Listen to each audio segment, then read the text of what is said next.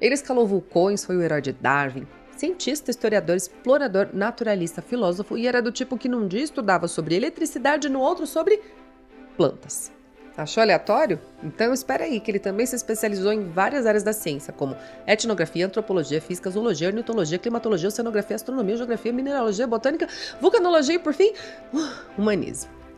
Ah, quanta coisa, né? Quase nada. Workaholic, imagina. Pois é, mas não foi à toa. No século XIX, ele só não era mais conhecido que Napoleão. E se você acha que é ou conhece alguém exótico e que se tornou extraordinário na sua vida, espera um pouquinho até conhecer Alexander von Humboldt. Olá, meu nome é Eli Caio e este é o canal Mente Faminta. É muito bom te ver por aqui. Mentira, agora eu vejo apenas equipamentos de ponta e o nosso querido editor Fabones. Mas eu vejo você pelos comentários. Eu adoro lê-los, a gente curte muito ver vocês. E hoje eu não vou pedir nada. Hoje eu só vou agradecer. E te levar para conhecer a pessoa mais exótica que você vai conhecer nos últimos tempos. Então, só vem e fica, né? Em 1869, 10 anos depois de sua morte, 80 mil pessoas se reuniram no centro de Berlim, sua cidade natal, para celebrar o marcante explorador. Pensa, gente, 80 mil pessoas... Não, calma. Você entendeu essa informação? 80 mil pessoas se reuniram depois de 10 anos que você morreu. Então, eu vou te pegar agora. Se a gente morrer hoje, quantas pessoas vão se reunir 10 anos depois? Bom, no começo saiu um pouco dos holofotes, graças ao sentimento anti-alemão que se espalhou durante as guerras mundiais. Mas também um motivo muito sutil ainda era presente, de tão influente que eram as suas ideias. Elas acabaram se tornando senso comum das pessoas.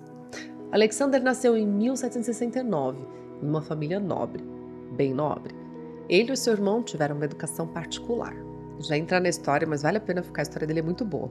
História política e economia foram assuntos acrescentados à grade tradicional, que consistia em linguagens e a queridíssima matemática, queridíssima para alguns.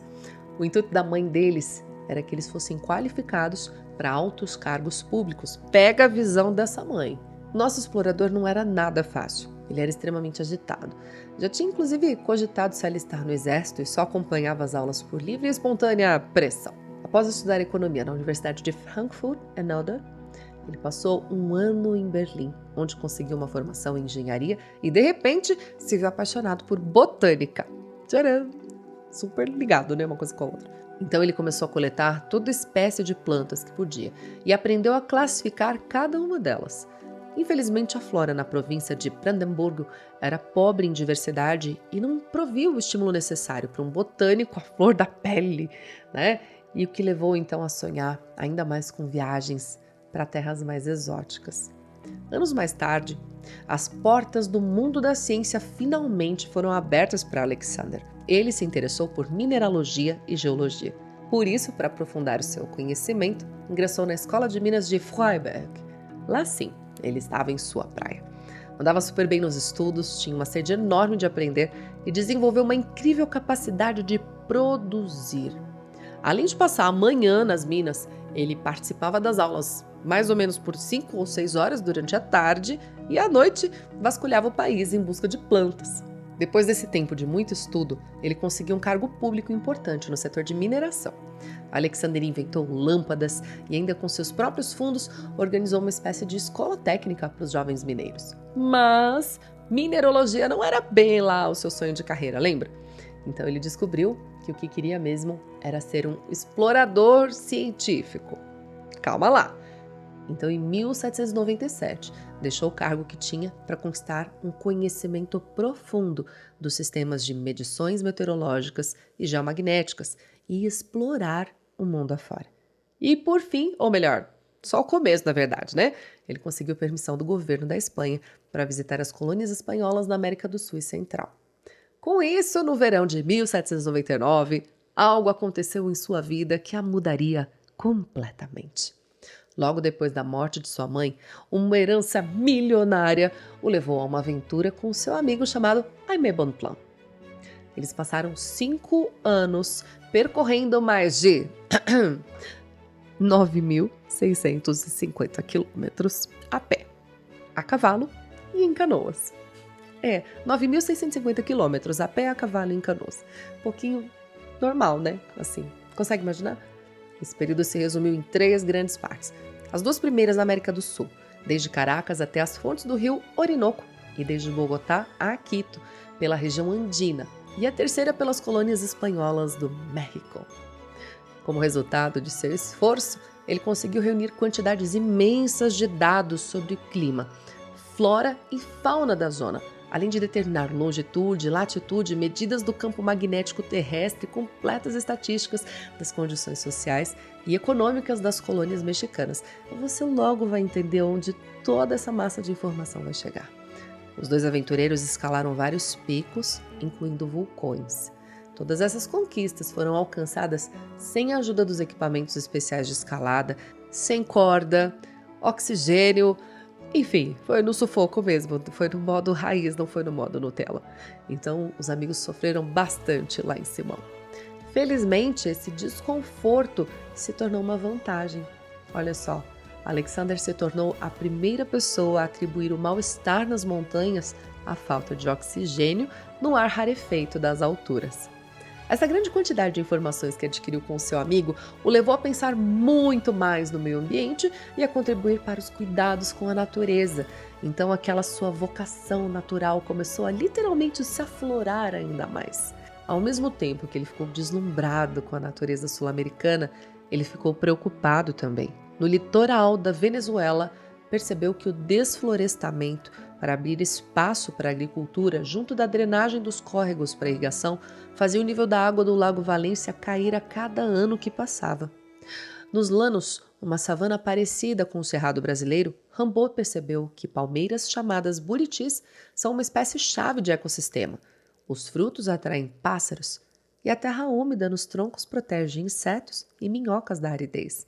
Se elas fossem cortadas, um desastre aconteceria. Para um europeu do século XVIII, essas eram ideias muito radicais. Os contemporâneos de Alexander pensavam que cortar árvores era essencial para que o ar se tornasse mais fresco e circulasse melhor. Doido, né? Mas... Ele foi contra a maré e ligou esses pontos em uma ideia inovadora sobre o funcionamento do mundo. Ou seja, cara, ele olhou muito além. Então ele fez chegar toda essa informação a um grande público. Se todo mundo hoje sabe o que é natureza e por que devemos cuidar dela, é graças a esse homem. Falando mais um pouco das suas realizações, esse daqui é bastante importante e muito surpreendente. Na época das grandes navegações, quando o espanhol Antônio de León Penelo chegou à Cordilheira dos Andes, ele pensou estar no paraíso, vulgo Jardim do Éden, o que é descrito no primeiro livro da Bíblia, Gênesis. A Bíblia era uma obra de referência para os exploradores e, teoricamente, para um lugar do mundo real corresponder à descrição do Éden, ele precisava ser habitável para todas as espécies e, por incrível que pareça, os Andes cumpriam essa condição. Na base da cordilheira fica a Amazônia, onde o clima é quente e úmido com uma vegetação exuberante. Mas isso muda rápido.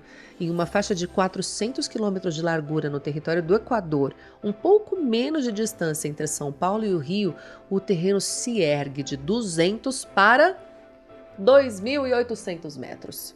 Lá em Simão, um planalto de ar rarefeito abriga Quito, capital do Equador, com temperatura média anual de 13 graus. Os colonizadores, obviamente, ficaram chocados quando perceberam que em poucos quilômetros de distância da Amazônia se escondia um lugar de atmosfera quase suíça. Em um único lugar, vulcões e picos andinos tinham seus topos decorados por geleiras permanentes.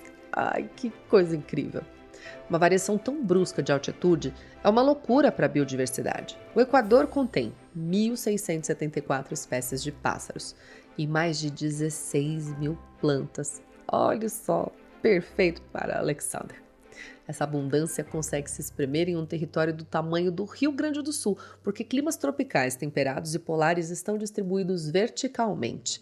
E adivinha então quem percebeu isso tudo de camarote? Na Amazônia venezuelana, ele foi sufocado pelo ar úmido, os mosquitos e a sensação claustrofóbica de andar pela mata fechada. A gente consegue compreender, Alexander, muito bem.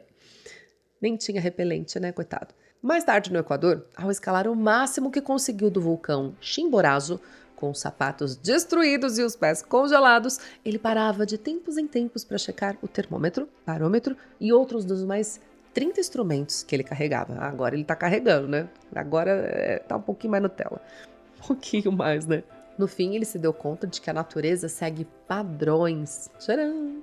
A forma como a fauna e a flora mudaram entre o Equador e os polos é igual à maneira como se transformaram montanha acima. Variações de latitude e altitude têm efeitos proporcionais, sendo então essa descoberta muito importante para o restante de todo o seu trabalho. Terra. Em 1807, já de volta à Europa, o explorador resumiu sua revelação do Chimborazo em um famoso infográfico. Era um pôster dobrável de 90 centímetros de largura que vinha incluso no livro Ensaio sobre a Geografia das Plantas. Foi um verdadeiro fenômeno. Um diagrama com design futurista que descrevia uma terra desconhecida dos europeus. É como se ele tivesse visitado a Lua com a roupa do corpo, voltado vivo e postado vídeo Full HD no YouTube. O pôster é uma visão em parte dos Andes, aproximadamente na latitude 0, a linha do Equador. Há 2 picos, o da esquerda mais arredondado, esse é o Chimborazo, e o pico da direita, mais pontudo e com fumaça, é o Cotopaxi, que entrou em erupção pela última vez em 2015. A ilustração representa todo o país Equador. Por cima do desenho, Humboldt distribuiu os nomes de centenas de espécies domesticadas e selvagens, de acordo com suas descobertas em diferentes altitudes. O objetivo dele era demonstrar que os Andes são como uma maquete da Terra, com vários ecossistemas convivendo no mesmo ponto da Terra. Já a latitude está em seus mapas mundi, que inclusive foram os primeiros a mostrar as correspondências entre ecossistemas de continentes diferentes. Por exemplo, o deserto do Atacama fica na mesma latitude do deserto de Kalahari, assim como a savana africana e o cerrado brasileiro e também a Amazônia, e as florestas do Congo no centro da África. A mensagem é que o mundo é um só. Se 2 lugares têm clima, relevo e coordenadas parecidas, elas terão fauna e flora similares. Eu sei que não é uma realidade muito comum do nosso dia a dia, porque a gente não é estudioso nisso, mas olha como é bacana a gente saber disso, né? E o mais bacana é que essa busca por padrões globais o levou a sugerir corretamente que a América do Sul e a África foram conectadas no passado, mais de um século antes da ideia das placas tectônicas serem levadas a sério. E isso foi completamente revolucionário. E uma das suas obras mais marcantes foi batizada de Cosmos. Alexander voltou à Europa em 1804, com 34 anos e baús cheios, com 60 mil exemplares de 6 mil espécies de plantas. Ele estava realizado. Ele se tornou então uma celebridade com isso na época. Dava palestras e trabalhava sem parar, a workaholic se realizando. Em 1834, depois de uma viagem exploratória mais tranquila para o centro da Ásia, Humboldt pôs na cabeça que queria escrever uma história sobre nada mais, nada menos que absolutamente tudo. É claro, né? A obra seria então titulada de Cosmos, do grego cosmos, que significa ordem. Ela seria dividida então em 3 partes: o universo, o planeta Terra e os seres vivos. Como ele não gostava da separação em tópicos, ele resolveu escrever um livro em texto corrido, entrelaçando todos os assuntos. A ideia era que o livro produzisse uma impressão com a própria natureza. A fauna, a flora, o relevo, as correntes oceânicas e a atmosfera numa corrente onde nenhuma parte pode ficar de fora.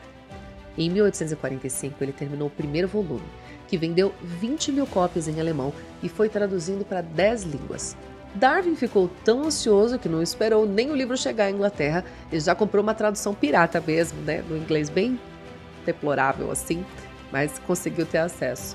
Alexander conseguiu completar então 4 volumes antes de morrer, aos 89 anos. Um quinto foi publicado depois, com base nas suas anotações. O grande naturalista pode ser e é considerado uma influência para cada cientista que se envolve na causa do meio ambiente. Infelizmente, o aquecimento global vem atrapalhando a riqueza desse mundo lindo que a gente tem. Mas esse é um assunto para um outro momento. Enfim, você acha então que aconteceu com Alexander? Foi um acaso ou essa era a missão destinada da vida dele? O que você acha? E você, acredita que tem uma missão por aqui?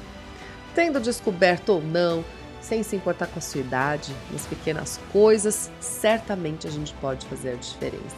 Vou contar um negócio aqui pra vocês. Vou contar a história. Bom, vamos lá.